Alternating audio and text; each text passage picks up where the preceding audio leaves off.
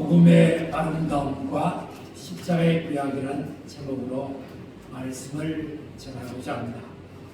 사순절 셋째 주일을 맞아 우리는 다시 십자가 앞에 섭니다.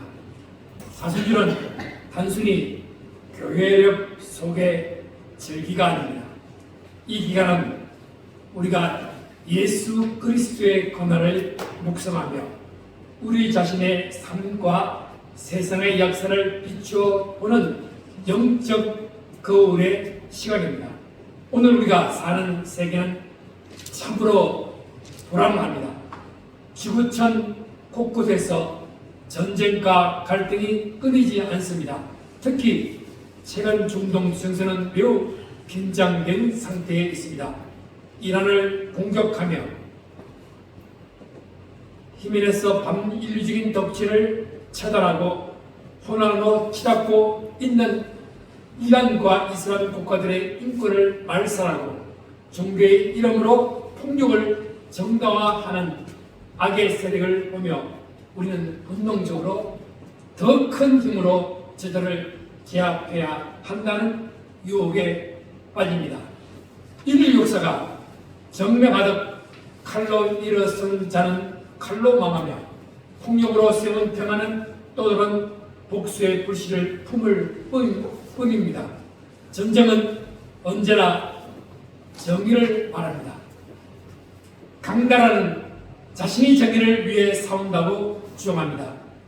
그러나 역사는 우리에게 한 가지 사실을 반복해서 보여줍니다.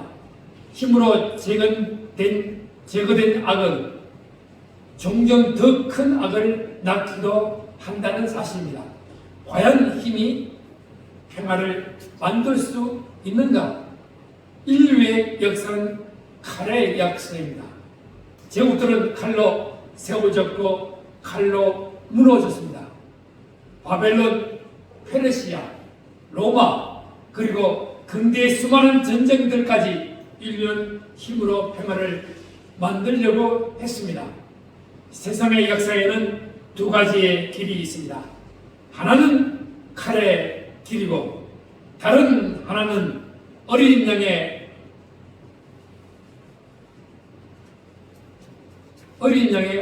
길입니다.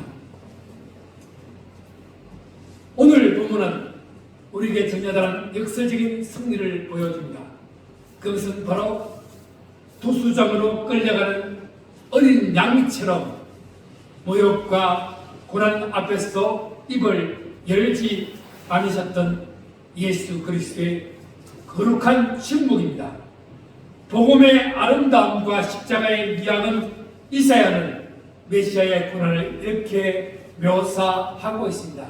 이사야서 53장 7절 말씀 읽겠습니다.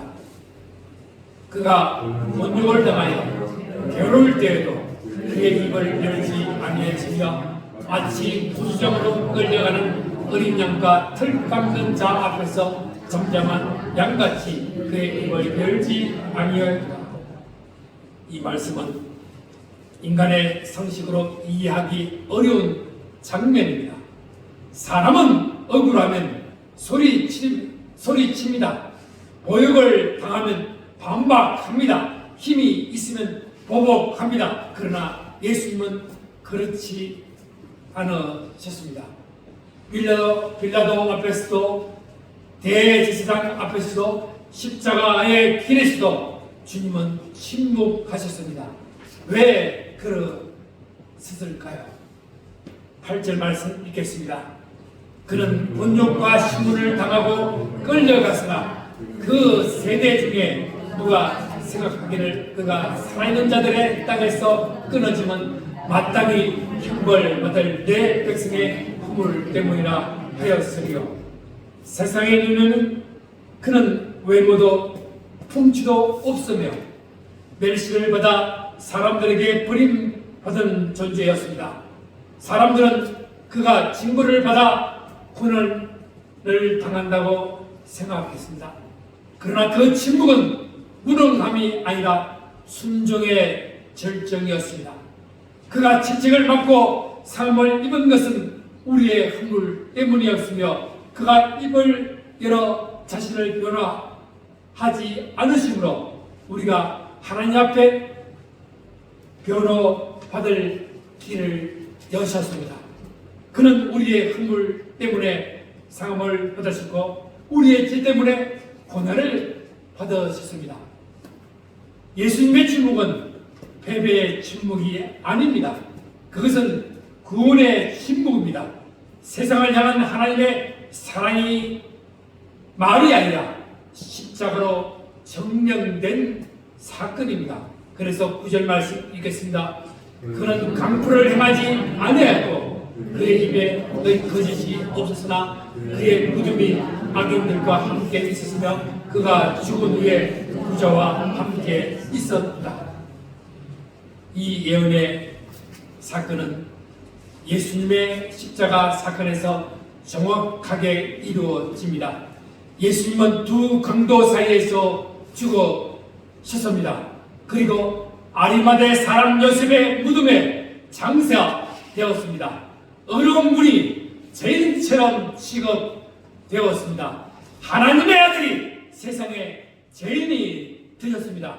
이것이 바로 대속의 신비요 우리가 받아야 할 심판을 예수님이 대신 받으셨습니다.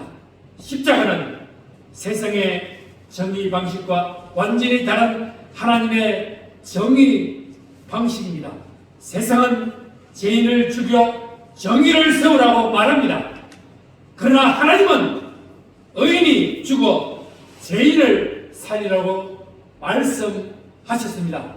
이것이 복음입니다. 그래서 10절 말씀 읽겠습니다. 여호와께서 그의 사람을 받게 하기를 원하사 지고를 당하게 하셨은즉 그의 영혼을 섞은 제물로 드리기에 이르면 그가 신을 보게 하게 되며 그의 날은 길 것이요 또 그의 손으로 여호와께서 기뻐하시는 뜻을 성취하시리라.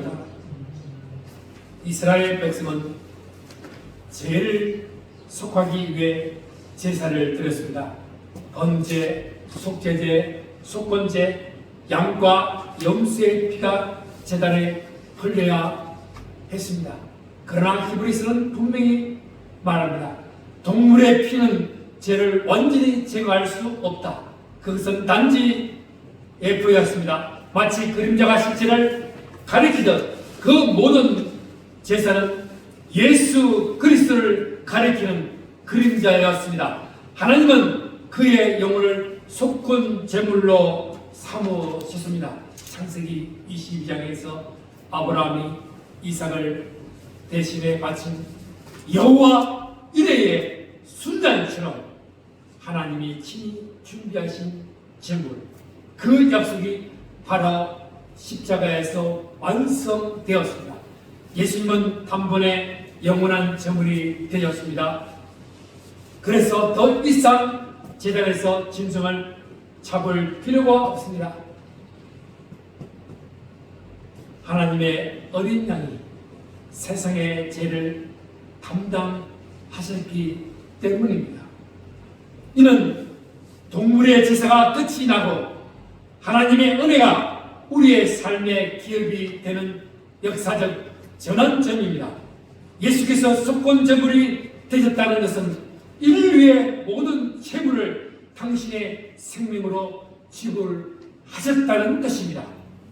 예수님의 침묵은 비겁한 회피가 아닙니다. 세상의 모든 저주와 독설, 폭력을 예수님의 몸으로 받아내어 없애 버리시는 거룩한 승기입니다. 하나님은 누가 더 사랑하며 인내하는 나를 묻습니다. 전쟁이 상대방의 죽음을 통해 나의 생존을 도모하는 길이라면 십자가는 나의 죽음을 통해 인류의 공주를 여는 길입니다. 이것이 우리가 이 시대를 평화를 위해 기도해야 할 근거입니다. 그래서 베드로전서 2장 18절을 읽어보겠습니다. 사오나 범죄에 두려함으로 주인들에게 순종하되 사랑으로 하는 자들에게는 아니라 또한 빠져나는 자들에게 그리하라. 당시 사람들은 하층민으로 분류되는 사회에서 가장 약한 계층이었습니다. 억울한 일을 당하기 쉬운 사람들입니다. 그들에게 베드로는 이렇게 말합니다. 19절, 20절 읽겠습니다. 부당하게 고난을 받아도 하나님을 생각함으로 슬픔을 참으면 이는 아름다우나 제가 있어 매를 맞고 참으면 무슨 칭찬이 있으리요. 그러나 선을 행함으로 고난을 받고 참으면 이는 하나님 앞에 아름다웁니다. 여기서 중요한 단어는 아름다움입니다. 세상은 힘을 아름답다고 말합니다. 그러나 하나님은 선을 행하다 고난을 받는 사람이 아름답다고 말씀하십니다. 왜냐하면 그것이 예수님의 모습이기 때문입니다. 사도 베드로는 이 그리스도의 고난을 오늘을 사는 우리의 구체적인 삶, 특히 억울하고 힘겨운 관계 속으로 가져옵니다. 아름답다라는 말은 헬라어로 카리스, 그레이스, 은혜를 뜻합니다. 이 아름다움은 단순히 신비적인 것이 아니라 악을 선으로 이기는 영적 예술입니다. 우리는 이란의 독재와 전쟁의 공포를 보며 분노하지만 성도의 힘은 그 분노를 기도와 평화의 헌신으로 성화시키는 데 있습니다. 욕을 당하시되 맞대고 욕하지 않으신 주님의 모습은 무기력한 굴복이 아닙니다.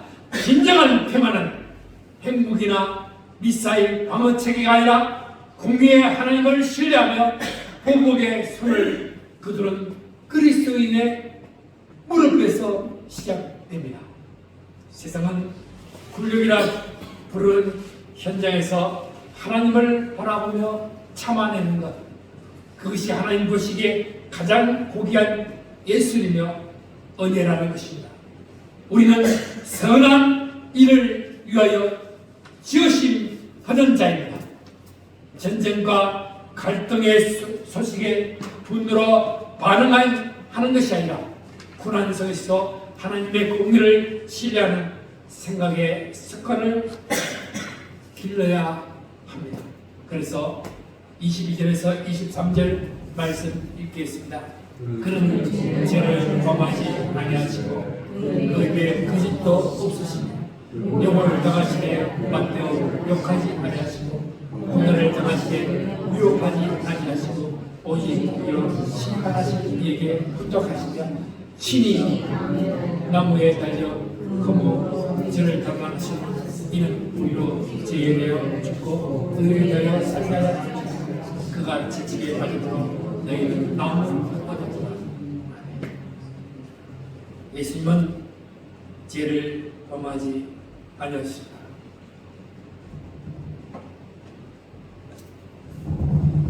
욕을 당하시되 욕으로 갚지 아니하십니다.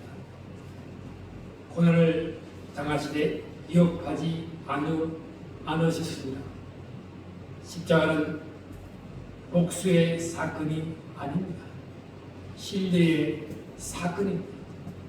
예수님은 모든 것을 하나님께 맡기셨습니다. 이것이 그리스도의 평화의 근거입니다. 오직 공의로 심판하시는 이에게 모든 것을 부탁하셨습니다. 이것이 우리가 전쟁의 공포와 악인의 흑폭 속에서도 평안을 유지할 수 있는 유일한 근거입니다. 그래서 예수님의 고난은 헛된 고난이 아닙니다. 그 고난은 치유의 고난입니다. 죄로 병든 인간을 다시 살리는 고난입니다. 우리는 죄와 허물로 죽었던 존재였습니다. 그러나 하나님은 예수 그리스도의 십자가를 통해 우리를 살리셨습니다. 세상은 진영을 통해 평화를 만들려 합니다. 그러나 하나님의 십자가를 통해 평화를 만드셨습니다. 십자가는 단지 개인의 구원 사건이 아닙니다. 그것은 하나님의 세상을 치유하시는 방식입니다. 그래서 사도 바울은 에베소서 2장 14절에 그는 우리의 화평이시다.